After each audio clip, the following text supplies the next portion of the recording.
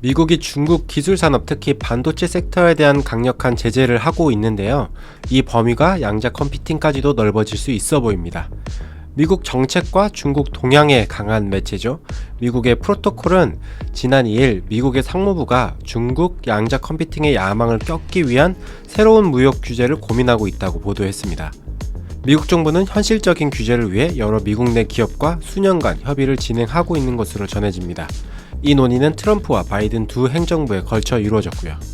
미국의 여러 기업들은 양자 컴퓨팅 개발에 박차를 가하고 있습니다. IBM, 인텔, 마이크로소프트 등 빅테크와 아이온큐, 퀀티눔, 리게티 등 양자 스타트업 등이 그들이죠. 프로토콜이 기사에서 정부와 논의하고 있다고 전한 기업들은 이 중 IBM, 구글, 아이온큐 그리고 퀀티눔 등입니다. 모두 이 분야에서 두각을 나타내고 있고요. 양자 컴퓨팅은 눈에 띄는 진보를 보이고 있지만 여전히 초기 기술 단계에 있습니다. 이 때문에 어떻게 규제할 것인지는 꽤 까다로운 문제입니다. 자칫 규제가 기술의 진보에 치명적으로 작용할 수도 있고, 과도한 규제가 오히려 미국 외 국가가 양자 컴퓨팅 분야에서 앞서가게 만들 수도 있기 때문입니다. 미국은 중국의 기술 도약을 막고 싶어 하겠지만 일본과 유럽 등은 입장이 다릅니다.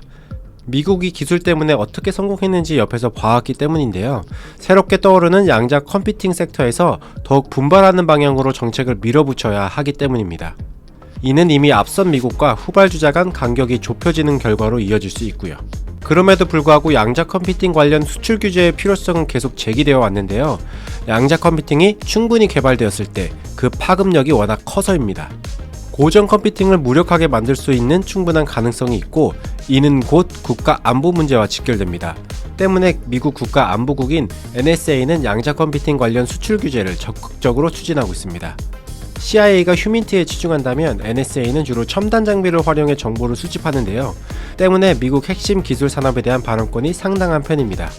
아직 어떤 방식으로 중국의 양자 기술 섹터에 타격을 줄지는 알려진 바가 없는데요.